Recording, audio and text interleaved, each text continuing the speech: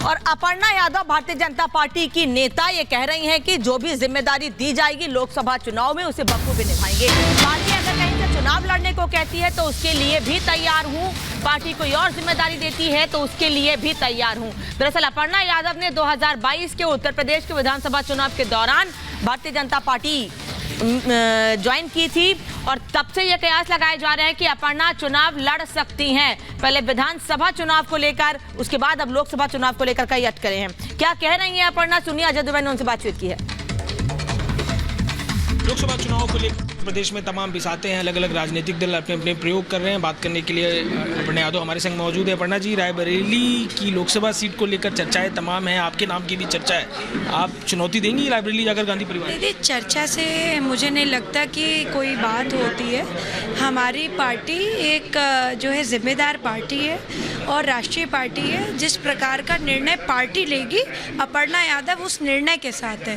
तो मैं समझती हूँ हमारी पार्टी तय करती है और पार्टी ही बताएगी। आप कैसे देख रही हैं उस सीट को, चाहे रायबरेली हो चाहे अमेठी हो, गांधी परिवार को व्यक्तिगत तौर पर जाके चुनौती देने को कैसे देखती हैं आप? मैं समझती हूँ कि कोई भी परिवार कहीं से भी कोई भी लड़े, भारतीय जनता पार्टी प्रचंड बहुमत के साथ लोकसभा जीतेगी और अपनी सरकार बनाएगी। जी बताइए, सीट को भी लेकर चर्चा है, पहले धर्मेंद्र यादव, फिर शिवपाल यादव और अब आदित्य यादव। मुझे समझ में नहीं आ रहा है। देखिए, ये तो मेरी पार्टी का विषय है नहीं, भारतीय जनता पार्टी का ये विषय नहीं है। कोई अन्य पार्टी अगर उसका टिकट बदलती है, नहीं बदलती है, क्या करती है, देती है, नहीं देती है, ये उस पार्टी का निर्णय है जिसके वो लोग हैं।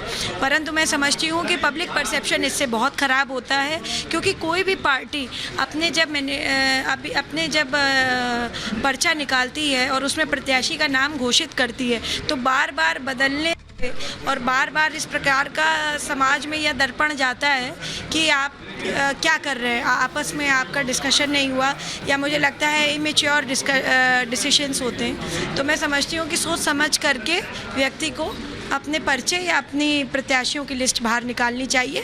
जैसे भारतीय जनता पार्टी बहुत ही विवेकपूर्ण पार्टी है और जो भी निर्णय पार्टी लेती है बहुत सोच समझ करके लेती है। तो रायबरेली में प्रियंका गांधी उतरती हैं, आपका नाम सामने आता है तो टक्कर मजेदार। ये पार्टी तय करती है भैया। हमारे यहाँ बीजेपी एक नेशनल पार्टी है, पार्टी जैसा कहेगी वैसा करेंगे। अपर्णा यादव हैं और क्या कुछ रायबरेली में उसको लेकर अपनी राय रखें?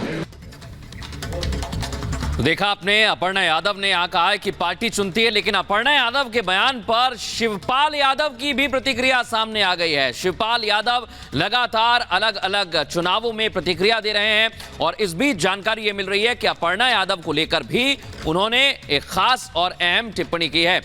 सुनवाते हैं आपको क्या कुछ कहा।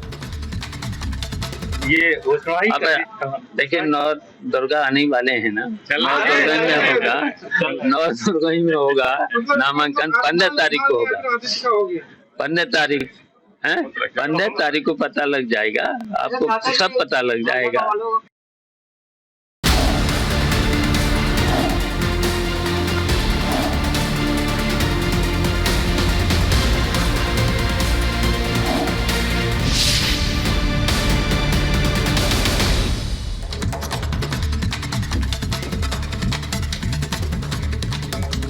दिल्ली के मुख्यमंत्री अरविंद केजरीवाल की मुश्किलें कम होने का नाम नहीं ले रही हैं। वकील से मिलने की याचिका पर राउज एवेन्यू कोर्ट ने केजरीवाल की याचिका खारिज कर दी, तो दिल्ली बीजेपी ने अरविंद केजरीवाल के इस्तीफे की मांग को लेकर प्रदर्शन किया है।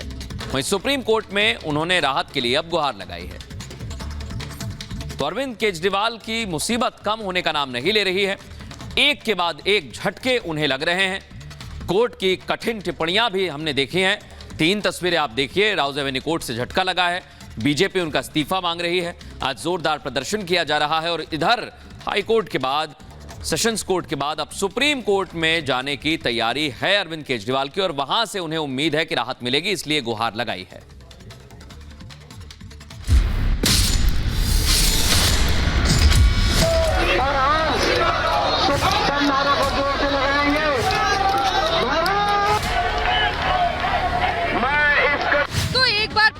दिल्ली की सड़कों पर बीजेपी उतरी, केजरीवाल के खिलाफ प्रदर्शन किया और एक ही सुर में फिर वही मांग दोहराई, केजरीवाल इस्तीफा दो। ये मक्कारों की झूठों की सरकार है, दिल्ली को बर्बाद करके रख चुके हैं और दिल्ली को बचाना है तो इस केजरीवाल सरकार को दिल्ली से भगाना होगा। उन्होंने दिल्ली को एक शराब का अड्डा बना दिया है, जगह जगह शराब की दुकानें खोल दी है। जब तक केजरीवाल जी इस्तीफा नहीं देंगे जब तक ये प्रदर्शन जारी रहेगा।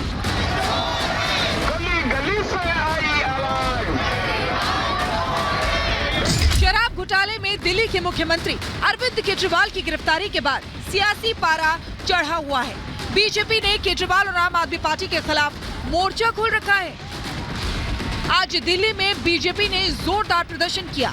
कार्यकर्ताओं ने इस्तीफे को लेकर जमकर नारेबाजी की।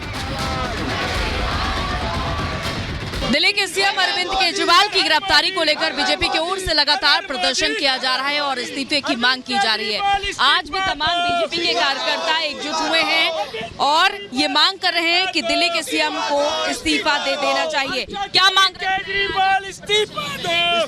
केजरीवाल जी झूठा है, दिल्ली को लूटा है, उस झूठों का इस्तीफा देना पड़ेगा केजरीवाल जी को। केजरीवाल इस्तीफा दो, जेल से सरकार नहीं चलेगी, दिल्ली की जनता को ठगना बंद करो। प्रदर्शनकारियों का कहना है कि दिल्ली सरकार झूठ की बुनियाद पर चल रही है। केजरीवाल सबसे भ्रष्ट सरकार है और जब तक वो इस्तीफा नहीं देते प्रदर्शन जारी रहेगा। अगर कोई मुख्यमंत्री इस्तीफा नहीं देगा तो ये बड़े दुख की बात है, बड़े शर्म की बात है उस मुख्यमंत्री के लिए, उसकी पार्टी के लिए। हम लोग आंदोलन कर रहे हैं उनको प्रेशराइज करने के लिए, याद दिलाने के लिए कि भाई अब आप दिल्ली के लोगों का विश्वास खो चुके हो, अब आपको इस्तीफा देना ही पड़ेगा।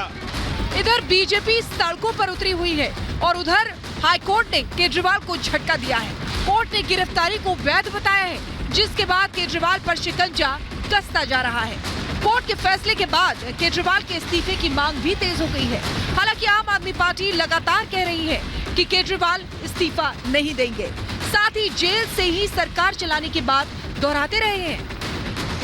हम हाई कोर्ट के फैसले से बहुत सम्मानपूर्वक सहमत नहीं हैं। सुप्रीम कोर्ट का बहुत धन्यवाद कि हाई कोर्ट के फैसले को उन्होंने संजय सिंह जी के मामले में पलटा था और हमारी यह उम्मीद है कि इस मामले में भी सुप्रीम कोर्ट से हमें न्याय मिलेगा। अरविंद केजरीवाल सीएम रहते हुए गिरफ्तार होने वाले पहले मुख्यमंत्री हैं।